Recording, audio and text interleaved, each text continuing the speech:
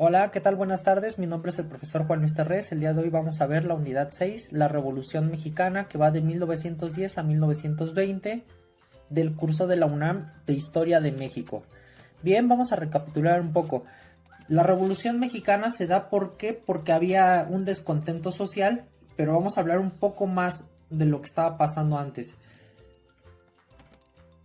30 años antes de la Revolución Mexicana, ¿qué fue lo que pasó? Vamos a acordarnos que en 1876 Porfirio Díaz crea un plan que se llama el Plan de Tuxtepec, que fue lanzado el 1 de enero de 1876, en donde él planteaba la no reelección de Lerdo de Tejada. ¿Y qué era lo que él quería? Él quería que no se reeligiera Lerdo de Tejada. Bien, él planteaba la no reelección, el sufragio efectivo no reelección. Porfirio Díaz era un lema de él. Pero ¿qué es lo que pasa? Se queda 30 años en el poder y hace su propia dictadura.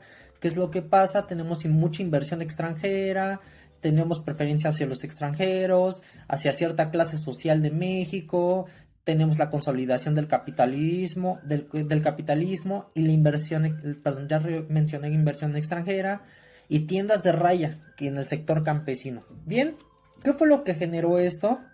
Bien, vamos a hablar de algo. Generó un descontento social.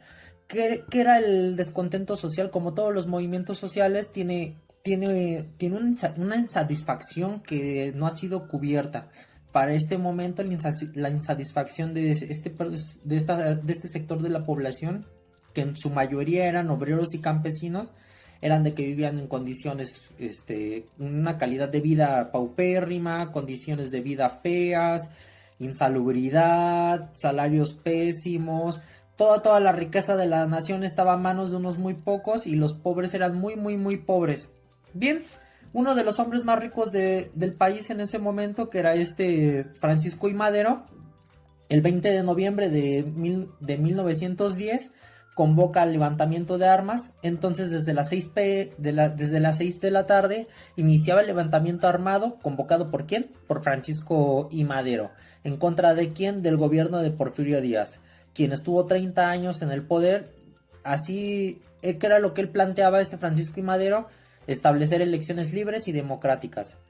Pero desde dónde promulga su plan de San Luis. Vamos a recordar un poco. Él estaba exiliado en San Antonio, Texas, Estados Unidos.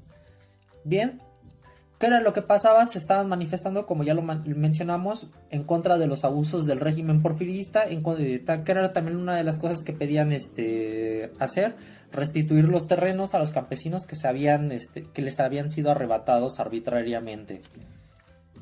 Bien, vamos a hablar un poco. Unos pocos hacendados con mentalidad conservadora eran los que tenían toda la riqueza en ese momento. En el sector primario, que es el campo. Campesinos e indígenas eran sometidos al poder de los terratenientes y también de las tiendas de raya que prácticamente los tenían en un sistema de esclavismo trabajando. Teníamos sectores industriales y empresariales que explotaban a la clase obrera mexicana con salarios bajos, largas jornadas de trabajo, nulas prestaciones, trabajo dominical y nocturno, inseguridad e insalubridad en los talleres. Bien, esto ya lo podemos ver un poco más en el sector industrial. Bien, ¿qué era lo que pasa? Vamos a hablar un poco de las distintas facciones de la Revolución Mexicana. Tenemos a Emiliano Zapata, que era el líder del Ejército Libertador del Sur, que reclamaba a Madero por haber incumplido lo que ofreció en cuanto a la devolución de tierras a campesinos e indígenas. En el norte tenemos por otra parte al Ejército Constitucionalista. ¿Con quién? Con Francisco Villa en el norte, Álvaro Obregón en el noreste, Pablo González en el centro. Bien, ¿qué otra facción tenemos? ¿Qué es lo que pasa después? Tenemos a Carranza y Villa que combatieron al gobierno de Victoriano Huerta hasta su renuncia en 1912. ¿Qué es lo que pasa? Este personaje renuncia en 1912, como lo dijimos, pero al mismo tiempo también tenemos una invasión estadounidense en Veracruz. Promulgación de la Constitución de 1917. ¿Cuál fue la característica principal de la Constitución de 1917? Ofrecía garantías individuales, Teníamos aportaciones directas de la Revolución Mexicana, que era lo que otra cosa teníamos que era de corte liberal. Su corte era liberal. Bien, vamos a hablar un poco de cómo se da esta parte de la Revolución Mexicana. Bien, inicia en 1910, ya lo dijimos, es un movimiento obrero y campesino. ¿En qué siglo se da? En el siglo XX. ¿A partir de qué? A partir de los partidos liberales que estaban fomentados por la oposición, ¿no? Como el magonismo. Bien, después que el siguiente, lo que se da después es en 1906, tenemos los círculos de obreros liberales de Orizaba. En 1906 tenemos la huelga de obreros, de mineros en Cananea, Sonora. ¿Qué era lo que exigían ellos? Como ya lo dijimos, condiciones laborales y de salario. Como ya lo dijimos, para que siempre haya un movimiento social y se despierte la población, siempre necesitamos tener un descontento social. Y aquí lo vemos en las condiciones laborales, como ellos lo decían. ¿Qué es lo que pasa? Surge una represión armada y esto fomenta todavía más el descontento social. En 1907 tenemos la huelga de Río Blanco, Veracruz, en una fábrica de hilados. Era una fábrica de hilados lo que pasa en la huelga de Río Blanco, Veracruz, perdón. Tenemos después la Revolución Maderista en 1910, en donde se levantan en armas obreros y campesinos con él. Después tenemos la sucesión presidencial de Francisco I. Madero. Y después en 1908 tenemos la entrevista a Díaz-Kleiman. ¿Por qué le estamos nombrando eso? Porque acuérdense, la entrevista Díaz-Kleiman sirve para fomentar los movimientos de oposición que se dan en la Revolución Mexicana. Bien, ahora vamos a hablar un poco de los antecedentes de la Revolución Mexicana. Tenemos la huelga de Cananea en Sonora, como ya lo dijimos, en una mina.